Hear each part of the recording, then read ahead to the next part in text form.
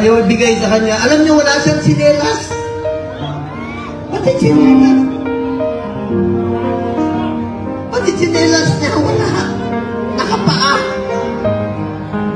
Muli namin pag-uusap, nasa erotano siya. Sabi ni Bingo, Tony Mizardea, nakapaa siya. Buti na lang, may nagsuot ng kanyang suot kahapon.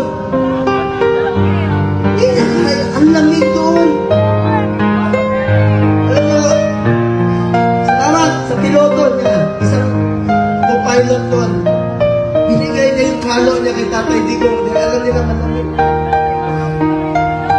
Binaba siya sa stretcher. Nakausap ko kanina madaling araw si Atty. Mizardea. Pagkatapos ng hearing nila at saka si Ma'am Annabeth.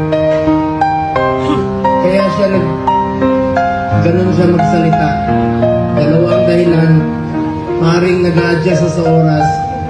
At ang pinakamasakit sa lahat, yung sinabi sa akin ni Atty. Mizardea na hindi binibigay sa kanya yung gamot niya.